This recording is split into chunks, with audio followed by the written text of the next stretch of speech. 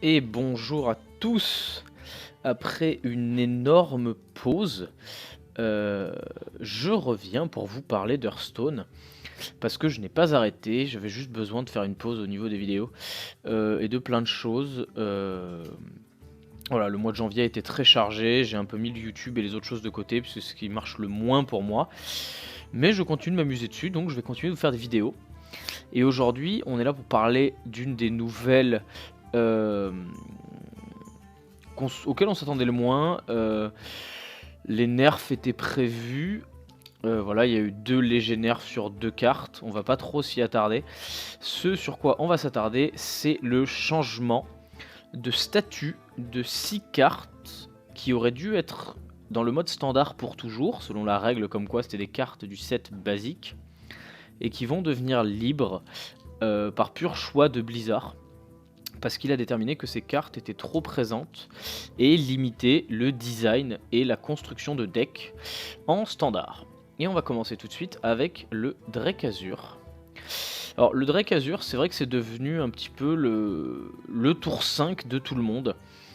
Le druide joue des Drake Azur, le chaman joue des Drake Azur, le voleur joue des Drake Azur, le prêtre dragon joue des Drake Azur, le guerrier dragon joue des Drake Azur. Énormément de decks ont besoin de cette carte pour être viable. Elle permet de piocher, elle accorde de la puissance des sorts, voilà, notamment aux druides et aux chamans qui s'en servent énormément.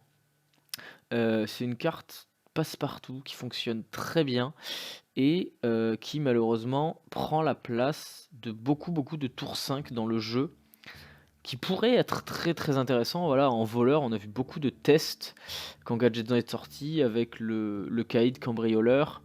En tour 5, le mage à une époque, il a eu le conjureur éthérien, la 6-3 qui permet de découvrir un sort. Le druide, il a le druide de la griffe. Il y a beaucoup de classes qui utilisent abusément les Drake Azur, qui ont d'autres cartes pour 5 qui sont intéressantes, mais qui ne trouvent pas leur place à cause du petit frère de Maligos. Et du coup, Blizzard veut que maintenant on ait à choisir entre soit le cri de guerre, soit le pioche une carte, soit le dragon. Voilà, ils veulent plus d'une carte qui fait un peu tout, même si le fait que c'était une 4-4 la rendait un petit peu faible, elle se faisait tuer par la majorité des tours 4. Mais voilà, dans le metagame actuel, trop de possibilités étaient données par cette carte.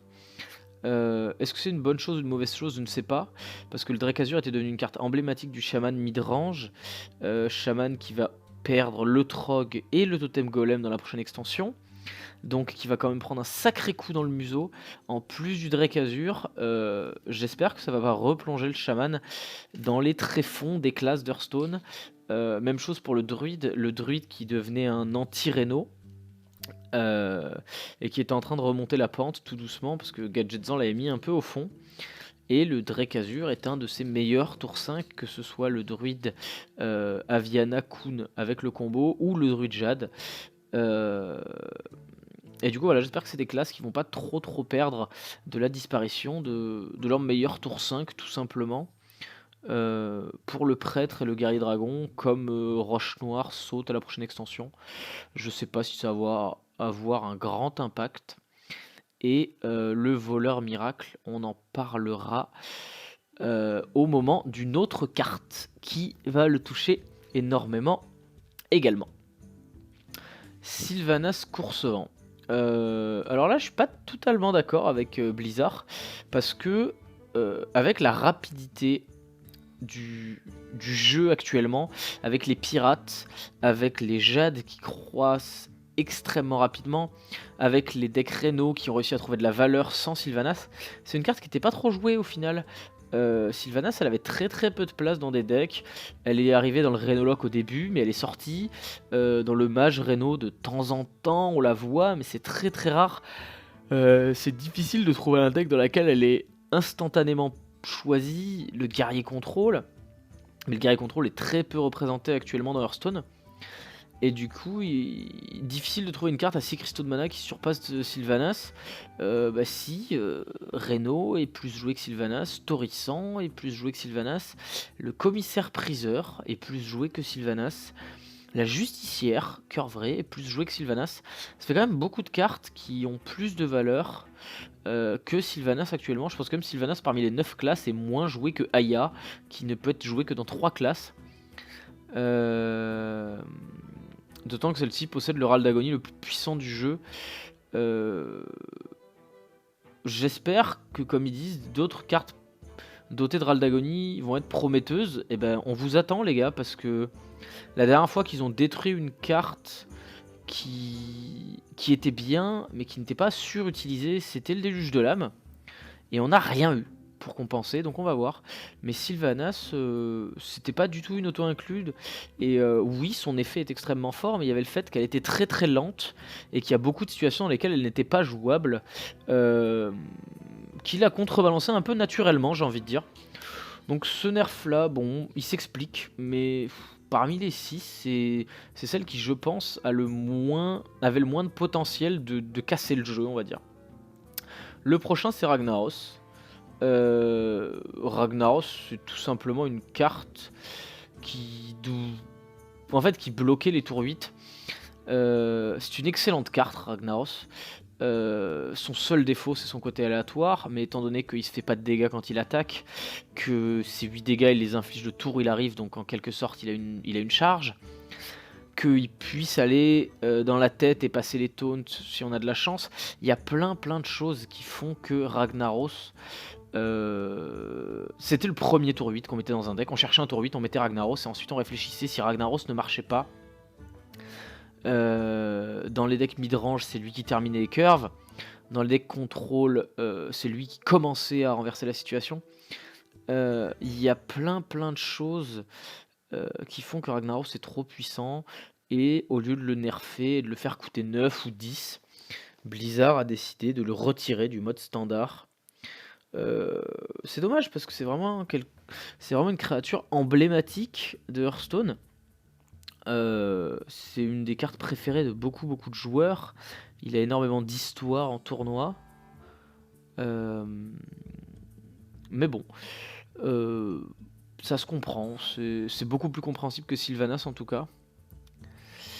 Et leur justification, oui, est-ce qu'un serviteur à 8 cristaux de mana est mieux que Ragnaros?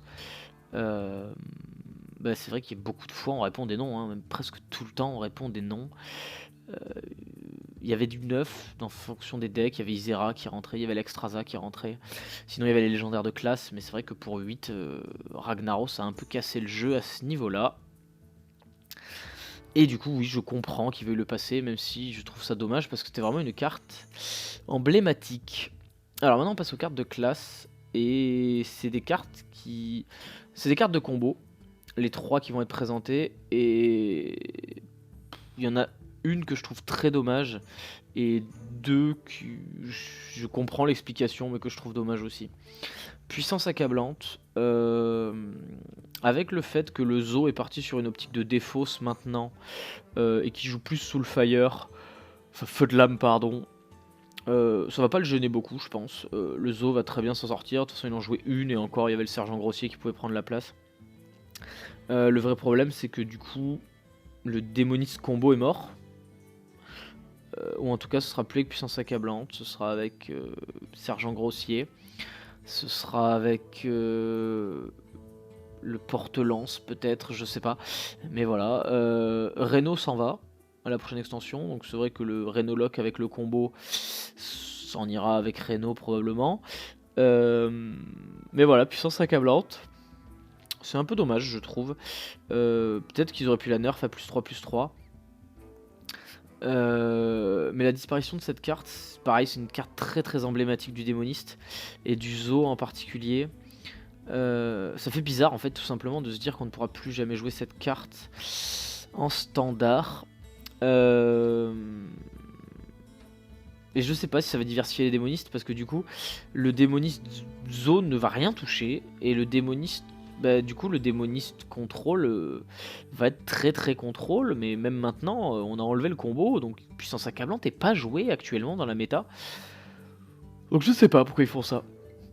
Encore une fois, je pense qu'il faut attendre les cartes de la prochaine extension pour avoir une vraie idée de ce qui se cache derrière. Alors ce changement-là, je pense que pour moi, c'est celui que j'avais le moins envie de voir. Pourquoi? Tout simplement parce que c'est la mort du Mage Freeze. Mage Freeze n'a plus de possibilité de gagner sans le javelot de glace, ou alors ça veut dire qu'il doit faire Antonidas, et ça prend 3 tours de tuer quelqu'un. Ça veut dire Antonidas, on le pose, on fait des boules de feu, on refait des boules de feu. Ça rajoute une quantité de conditions folles. Le Mage Freeze au sens propre avec le Kobold évolué ne sera plus joué tout simplement. Du coup ça fait que dans le Mage Freeze on va peut-être même plus jouer les éclairs de givre parce qu'ils étaient là essentiellement pour activer les javelots et faire des combos à 7 dégâts. On va avoir des decks uniquement basés sur les torches, et encore la prochaine extension la torche s'en va. Donc le fait de passer cette carte là en standard, j'ai aucune idée de ce que ça veut dire pour le voleur, pour le mage pardon. Parce qu'il va perdre sa torche qui était une énorme source de dégâts. Antonidas aujourd'hui il marche que dans les decks Réno Mage qui sont conçus autour de lui pour tenir, et c'est des decks qui quand tu les mets sous pression, Antonidas ne fait rien de la partie. Enfin je veux dire c'est une carte qui vient gagner le match une fois que tu as stabilisé, et dans le méta actuel contre la moitié des decks une fois que tu as stabilisé, la partie elle est gagnée parce qu'il suffit de rester en vie en fait, t'as pas besoin de vraiment de tuer l'autre, il va mourir tout seul en fait si t'arrives à stabiliser ton match. Et du coup, oui, ça tue les combos. Oui, Blizzard a fait une croisade contre les combos de 30 dégâts. Mais Mage, c'était pas un combo de 30 dégâts comme ça pouvait l'être avec le druide qui faisait ça en 2 cartes. C'était pas comme le démoniste qui faisait ça en 3 cartes. Il y avait 6 cartes. Il y avait Torissant qui devait passer sur toute la main. Plus un éclair de givre, les javelots, boule de feu, récupérer un morceau de torche, le kobold évolué qui se fait toucher par Torissant ou Talnos. Enfin, il y avait énormément de conditions, il y avait énormément de choses à gérer. C'était pas un combo qui volait des matchs, c'était un combo qu'on préparait sur plusieurs tours, on piochait le deck, on prenait des risques. On laissait l'adversaire développer une table, on le laissait nous taper, on devait anticiper nos points de vie, on devait gérer nos secrets, il y avait énormément de choses et de composantes autour du fait que cette carte amenait à un combo qui, oui, pouvait tuer quelqu'un à 30 points de vie.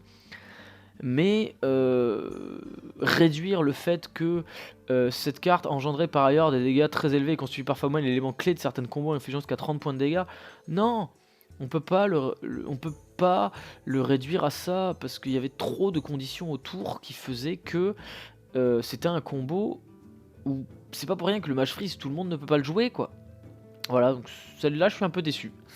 Et au final on va passer à la carte qui... beaucoup de joueurs ont jugé que c'était une des cartes les moins interactives du jeu. Dissimulée. Voilà, pendant un tour, l'adversaire ne peut pas interagir avec vos créatures, il ne peut que faire des zones. Leroy a pris son nerf. Le commissaire priseur a pris un nerf. Voilà, le dissimulé s'en va du mode standard. Qu'est-ce que ça veut dire? Est-ce que ça veut dire que Voleur Miracle est mort? Non, parce que Voleur a fonctionné sans le dissimuler. Après, avec le pilleur de tombe qui part et dissimulé, le commissaire il va plus avoir beaucoup de copains chez le voleur. Il perd en plus le Drake Azur. Donc c'est possible que enfin le voleur miracle s'en aille complètement et que la voie s'ouvre au voleur pirate qui est en train de naître actuellement, que la voie s'ouvre au voleur tempo, au voleur combo. Il peut y avoir plein de choses. Après le voleur miracle, encore une fois, c'est un deck qui depuis 2 ans terrorise Hearthstone, et malgré le nerf de Leroy et du commissaire priseur, le deck était parti sur de l'huile. Quand l'huile est mort, le miracle est revenu. C'est actuellement un très bon contre au Renolock qui est présent partout. Voilà, le dissimulé n'est plus une carte phare du deck, mais la perte du dissimulé et du pilleur de tombe et du Drake Azur, ça va faire beaucoup encaisser pour le voleur, qui au final va perdre son tour 4, son tour 5, et le meilleur ami de son tour 6. Voilà, donc wait and see. Mais j'espère que voleur ne va pas tomber dans ce qu'est actuellement le guerrier et le chaman, c'est-à-dire des classes qui ont la possibilité de faire plein de choses, mais qui, parce qu'ils ont des decks agressifs qui sont nettement au-dessus des autres archétypes, euh, ben, absorbent totalement en fait le reste, et en tournoi on ne voit que la version agressive du deck, et en ladder à haut niveau on ne voit que la version agressive du deck. Voilà, tout simplement. Et ensuite, pas grand chose à dire sur l'année du mammouth, c'est vraiment de ça que je voulais parler. Voilà, on va avoir un nouveau héros, bon, ça n'avait pas grand chose à dire. C'était vraiment les cartes qui m'intéressaient et voir leur impact sur le jeu. Alors là, c'est difficile à dire, on ne sait même pas quand est-ce que ça va être effectif. On sait que ça va être effectif au moment où l'année du mammouth commencera, donc on aura une extension de 130 cartes avec. Donc c'est très difficile de juger la disparition de ces cartes sans les remplaçants. Mais néanmoins, je pense que voilà, sur ces cartes-là, le voleur a pris un énorme coup derrière la tête. Le druide pourrait, même si je pense aussi que le druide peut sortir son épingle du jeu à cause du nerf du boucanier. Bah tiens, qu'on va montrer d'ailleurs, tant qu'à faire. Voilà, à cause du nerf du boucanier, qui va devenir une 1-1 maintenant, pour 1. Ce qui fait que bah, le druide maintenant contre les decks pirates, quand on va faire boucanier tour 1, il va pas être obligé de faire racine vivante, puisqu'il va la perdre de toute façon, ou pièce scolaire, il va pouvoir faire pièce pouvoir héroïque et tuer ce boucanier. Donc mage, voleur et druide vont être les 3 plus grands bénéficiaires du nerf, je pense, puisqu'ils pourront le tuer avec leur pouvoir héroïque. Après, c'est pas dit que d'autres classes n'arrivent pas à tirer leur épingle du jeu. Voilà, le chaman avec son portail de Maelstrom qui va être beaucoup plus efficace. Le druide maintenant, les tourbillons, les sous-chefs cruels, toutes ces choses-là. Les ghouls. Voilà, et la deuxième chose, c'est que la griffe spectrale va coûter 2 mana. Donc bah, le druide n'aime pas l'agression. C'est 2 cartes qui étaient essentielles à un de ses pires match-ups, c'est-à-dire le chaman aggro. Le boucanier faisait partie d'un autre de ses pires match-ups, c'est-à-dire le guerrier pirate. C'était devenu l'early game du voleur, qui est aussi un très mauvais match-up du druide. Donc en fait, ces 3 pires match-up se font toucher par ce nerf. Donc oui, le druide va perdre le Drake Azur, et du coup ce qui fait que son milieu de match va être un peu plus compliqué au niveau de la pioche. Mais les pires match-up qu'il avait devraient perdre un petit peu en puissance de début de match, ce qui fait qu'il sera peut-être moins dépendant de sa sortie, et donc au final la perte du Drake Azur se compense avec le fait qu'il se fera moins exploser tour 4 par les chamans et guerriers pirates. Après pour la griffe spectrale, il n'y a pas des milliards de choses à dire. Il y a la griffe de Jade maintenant, donc je pense pas que le chaman soit dans une très mauvaise position. On voit des chamans mid-range qui sortent et qui sont très performants, des chamans mid-range Jade, sans la griffe spectrale ou avec une griffe spectrale. Donc je pense que ce nerf est justifié parce que pour 1, la carte était vraiment très très très forte. J'aurais préféré personnellement que ce soit un +1 d'attaque quand on a dégâts des sorts plutôt que de la passer à 2 mana. Parce qu'à 2 mana, elle entre directement en concurrence avec l'autre arme, ce qui fait que les gens vont être un petit peu en train de choisir. Il y a une arme de surcharge qui coûte 2, qui est une 2-3. Donc voilà, il va falloir arbitrer un peu tout ça, vu que le chaman maintenant, à la prochaine extension, va avoir 3 armes qui coûteront 2. Et je pense qu'elles seront très loin d'avoir toute leur place. Voilà, j'aurais préféré avoir un changement dans le texte, qu'elles perdent 1 de durabilité ou quelque chose, plutôt que de voir le coût de mana changer pour avoir le même coût qu'au final les autres armes d'early game du chaman. Et voilà, mais de toute façon le chaman qui va perdre encore une fois le trog, le totem golem et tous ses petits copains. Et du coup, bah, ça va être un bouleversement énorme dans le monde de Hearthstone. Tout simplement, il n'y aura plus le deck le plus fort. Depuis la Ligue des Explorateurs, c'était de très très loin le meilleur deck du jeu, qui était présent à absolument tous les tournois, le Shaman aggro. Donc on verra ce que ça donne. Et voilà, on va garder cette vidéo un petit peu courte, ça fait 20 minutes. C'est très bien pour vous donner mon avis sur les nerfs. Une version, avec Volvi va sortir sur Jeep si vous êtes abonné en premium. Et pour ma part, eh ben, je vais me remettre à faire des vidéos. Et je vous fais des énormes bisous. Salut à tous et à bientôt. Ciao, ciao.